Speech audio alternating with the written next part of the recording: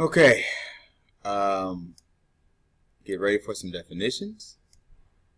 Hopefully we can make some of this make sense. Let's go. Conjecture is an unproven statement that is based on observations. So I make a statement. That's a conjecture.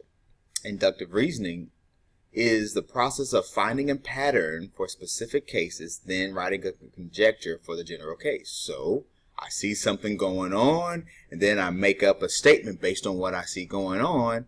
That's using inductive reasoning to make a conjecture. And a counterexample is a specific case for which the conjecture is false. And so we got a couple of examples here.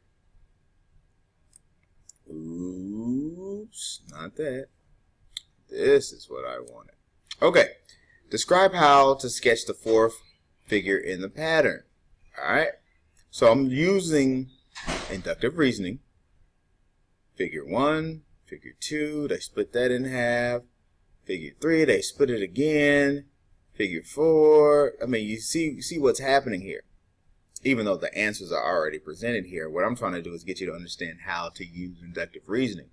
Each rectangle is divided into twice as many equal regions as the figure before, and you can see it's divided into eighths and such, and it's shaded on the bottom to the left. Okay, that's just, again, laying down the groundwork. You don't necessarily have to write all of this. I just want you to understand these examples here. This is what I'm doing, is showing you different examples of inductive reasoning. Describe the pattern in the numbers. -1, -4, -16, and -4. Of course, it tells you that about the dots. Write the next three numbers in the series.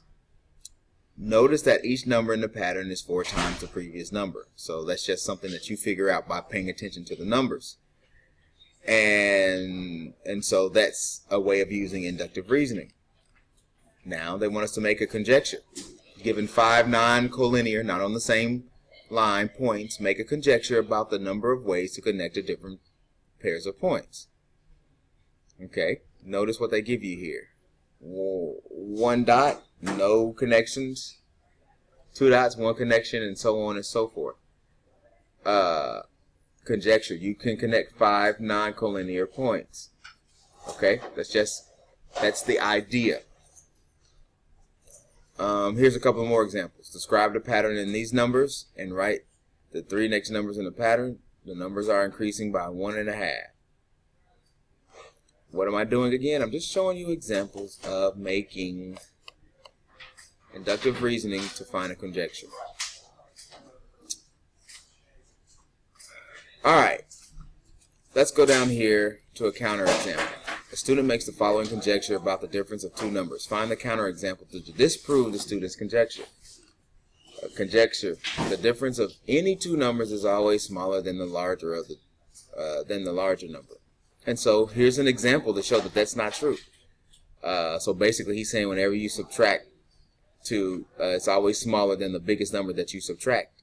And he said, well, I'm going to subtract 8 minus a -4, which again, 12, is bigger than the biggest number. So that's an example of a counterexample. It's simply one example that makes your conjecture false.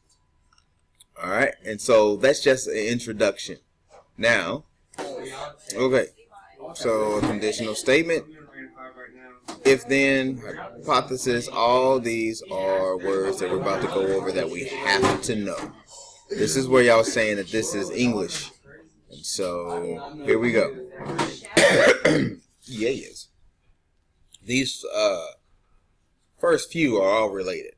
A conditional statement is a logical statement that has 2 parts, a hypothesis and a conclusion.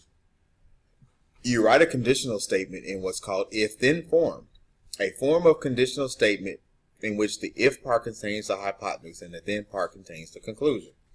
So it's just a way to write a conditional statement. Hypothesis is the if part of a conditional statement.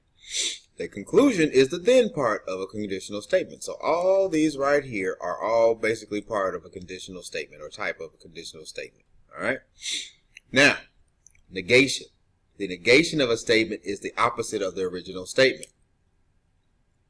The converse of a conditional statement is formed by switching the hypothesis and a conclusion.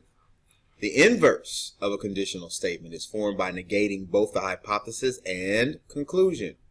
So, well, we'll talk about that in a second. Contrapositive. The contrapositive of a conditional statement is formed by writing the converse and then negating both the hypothesis and a conclusion. So, you flip it, and then you negate them both. Equivalent statements are two statements that are both true or both false. Y'all know what perpendicular lines are. Biconditional statement is when they say if and only if. All right. Here's an example. Rewrite the conditional statement in if-then form. All vertebrates have backbones. Okay. They say first identify the hypotenuse and a conclusion. Animals having vertebrae and then the backbone. All right. So if you want to write it in the if-then form, if an animal has a vertebrae, then it has a backbone. Notice this part right here. You may need to reword the hypothesis, if I can talk, or the conclusion. So you had to add a couple of words in there, but that's how you take a statement and put it in if-then form. Here's a couple of more examples. All triangles have three sides. If a figure is a triangle, notice it adds what kind of thing it is. An animal or a figure is a triangle, then it has three sides. Another one, when x equals 2, x squared equals 4. So if x equals 2, then x squared equals 4. That's simply taking a statement and putting it in if-then form. Now, it's asking us to write the if-then form, the converse, and the inverse, and the contrapositive of a conditional statement. It says Olympians are athletes. Decide whether each statement is true or false. So, the if-then form is if you're an Olympian, then you are an athlete. That's a true statement. So I took this statement right here and I put it in if-then form. Then they asked us to find the converse. Now remember, the converse is by switching the hypothesis and the conclusion. Okay, so we're just going to switch them. If you are an athlete, then you are an Olympian. False. Not all athletes are Olympians, right? Because you can be an athlete but not make it to the Olympics. Now the next thing is taking the original statement. We're talking about this one. Each one of these is going back to the original one. The inverse. Let's look at what an inverse is. Conditional statement is formed by negating both the hypothesis and the conclusion. Negating means not. If you are not an Olympian, then you are not an athlete. Again, that's false. Even if you're not an Olympian, you can still be an athlete. And then the contrapositive. Let's look and see what a contrapositive is again. Formed by writing the converse and then negating both the hypothesis and the conclusion. So we take this, the converse, and then negate it. So we combine these two. So if you're not an athlete, then you are not an Olympian. That's true. A person who is not an athlete cannot be an Olympian. And so here's our first example of really using converse, inverse, contrapositive. And we took this statement and we put it in what's called if-then form. And again, the converse is switching the hypothesis and the conclusion. The inverse is negating the statements. And the contrapositive is doing the converse and negating. All right, so we know about perpendicular lines. We talked about that. Here's a biconditional. When I say we talked about perpendicular lines, we know about perpendicular lines. I'm not going to talk about that right now. Write the definition of parallel lines as a biconditional. The definition, if two lines lie in the same plane and do not intersect, then they are parallel. Okay. If two lines are parallel, then they lie in the same plane and do not intersect. That's the converse. The biconditional is Two lines are parallel if and only if. That's how you know you have a biconditional. If they say if and only if. They lie in the same plane and do not intersect. See if you can do these two. Write if-then form, the converse, the inverse, and the contrapositive of the conditional statement, squares or rectangles. Decide whether each statement is true or false. Let's try number 3. See if you can do that. And try number 4, and I'll show you the answers. Alright? Pause it. Okay, so here's the if-then form. If a figure is a square, then it is a rectangle. It's true. A square is a rectangle. The converse. If a figure is a rectangle, then it is a square. False. Not all rectangles are squares. Okay, see, this is based on stuff that we should know. This is using geometry rules. The inverse. If a figure is not a square, then it is not a rectangle. Then a contrapositive. If a figure is not a rectangle, then it's not a square. That is true.